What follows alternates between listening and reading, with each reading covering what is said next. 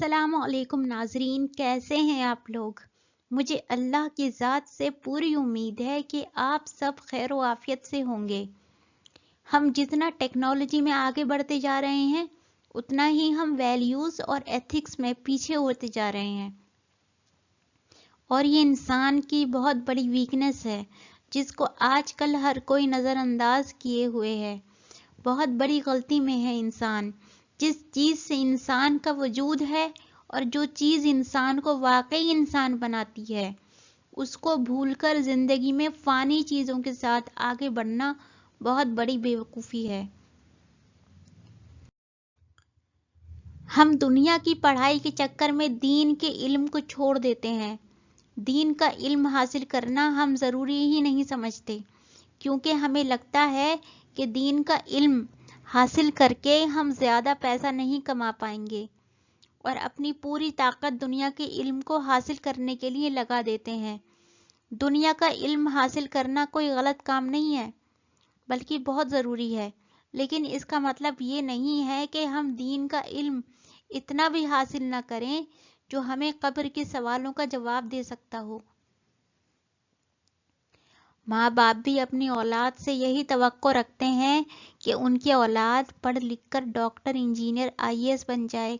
बस रात दिन इसी में लगे रहते हैं, और ना जाने कितने माँ बाप ऐसे हैं जिन्होंने अपने बच्चों को ना नमाज सिखाई और ना कुरान पढ़ाया। बस इसी उम्मीद में अपने बच्चों को स्कूल और कॉलेज भेजते रहते हैं कि एक दिन ये खूब पैसा कमाएंगे और हमारी ज़िंदगी खुशगवार हो जाएगी। लेकिन इसी ज़िंदगी को खुशगवार बनाने की उम्मीद में उनकी ज़िंदगी ख़राब हो जाती है।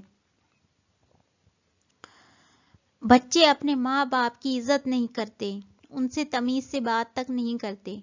माँ बाप का अल्लाह ने क्या मुकाम बताया है ये उनकी औलाद जानती ही नहीं, और जाने भी कैसे।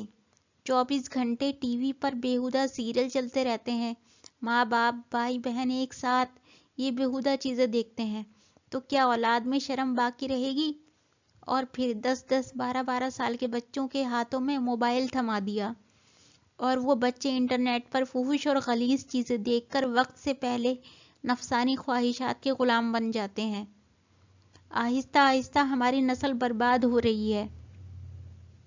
अभी फ़िलहाल जो माँ बाप की पीढ़ी है वो तो इस बात को समझते हैं, और वो आने वाली नस्ल को बर्बाद होने से बचा सकते हैं।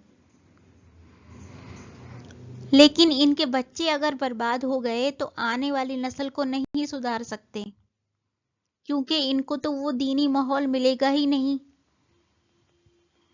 और वो सही और गलत में फ़र्क ही नहीं कर पाएंगे और गलत को ही सही समझेंगे। जैसे 25-30 साल पहले घर में टीवी होना गुनाह समझा जाता था, लेकिन इस गुनाह की आदत हो गई और अब ये गुनाह नहीं लगता, और ये एक नॉर्मल बात समझते हैं हम। आज मौलाना, उल्मा और मुफ्ती के घर भी टीवी चलता है और उनके बच्चे भी इसमें मुब्तला हैं। इसी तरह पहले आधी आस्तीन के कपड़े पहनना ख्वातीन के लिए गुनाह समझा जाता था, लेकिन अब इसकी इतनी आदत हो गई है कि इसको नॉर्मल समझने लगे लोग। कहने का मकसद ये है कि अगर कोई बुराई में मुब्तला हो जाए तो उसको वो चीज़ फिर बुरी नहीं लगती, बल्कि अच्छी लगने लगती है।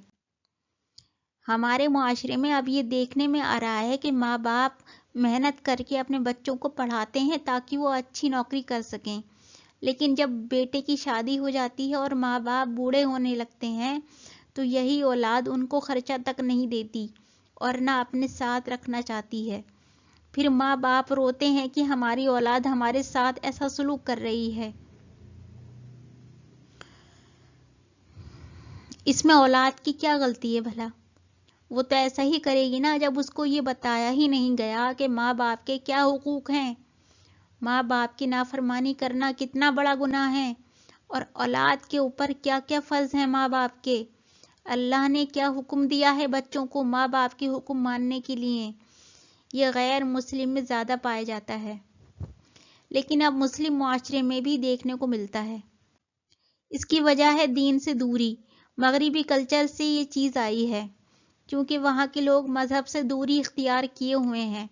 वहाँ तो लोग इतने मॉडर्न हैं कि उनको तो अपने बाप का भी पता नहीं होता। ہمارے معاشرے میں بھی لوگوں نے مغربی کلچر کو سپیریئر سمجھ لیا اور اسی کو فالو کرتے ہیں۔ میری گزارش ہے، التجا ہے لوگوں سے، تھوڑا سا وقت بچا ہے، دین کی تعلیم اپنے بچوں کو دینا شروع کر دیں، ورنہ اگر یہ وقت نکل گیا تو آپ کے بچے آگے آنے والی نسلوں میں دین نہیں پہنچا پائیں گے اور پوری قوم تباہ ہو جائے گی۔ آپ اپنے بچوں کو دین کی تعلیم دیں تاکہ وہ آپ کے لیے صدقہ جاریہ بن سکیں۔ اگر آپ اس کو تعلیم نہیں دیں گے تو اس کا انجام آخرت میں اچھا ہونے والا نہیں ہے، کیونکہ آخرت میں سوال تو ماں باپ سے بھی ہوگا۔ دنیا کی ڈگری لے کر پیسہ کمانا کو اپنا مقصد نہ بناؤ۔ ہم مسلمان ہیں، ہمارا ہدف تو کچھ اور ہے۔ ٹھیک ہے، نوکری ضروری ہے، لیکن مرے جا رہے ہیں نوکری کے لیے، خودکشی کرے جا رہے ہیں نوکری کے لیے، یہ کون سا طریقہ ہے؟ پیٹ تو ایک سبزی والا بھی بھر لیتا ہے۔ اللہ نے جب پیدا کیا ہے تو رزق تو دے گا ہی۔ ابھی آپ کے اوپر ہے کہ آپ کی نیت کہاں سے رزق حاصل کرنے کی ہے۔ بھائی دین کو تو ساتھ لے کے چلو، جو ہمارا اصل مقصد ہے۔ قبر کے سوالوں کی بھی تیاری کرنی ہے، یہی دنیا تھوڑی رہنا ہے ہمیشہ۔ یہ عیش و آرام، یہ دولت، یہ گھر قبر میں تھوڑی ساتھ جائیں گے۔ قبر میں تھوڑی اے سی لگا لو گے آپ، اگر لگوا بھی لی تو کوئی فائدہ ہونے والا نہیں ہے اس سے۔ عذاب کو تھوڑی روک لے گی اے سی۔ اپنی اولاد کو باغی بنانے میں والدین کا بہت بڑا ہاتھ ہوتا ہے۔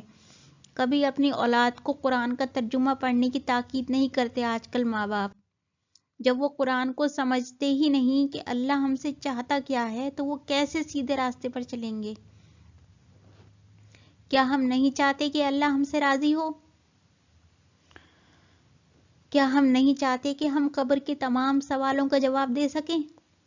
کیا ہم نہیں چاہتے کہ قبر کا عذاب ہم سے دور رہے؟ کیا ہم نہیں چاہتے کہ ہمیں میدان محشر میں اللہ کے عرش کے سائے میں جگہ ملے؟ کیا ہم نہیں چاہتے کہ روز محشر ہم رسول اللہ صلی اللہ علیہ وسلم کے ہاتھوں حوض کوثر کا پانی پئیں؟ کیا ہم نہیں چاہتے کہ ہم پل صراط سے سلامتی کے ساتھ گزر سکیں؟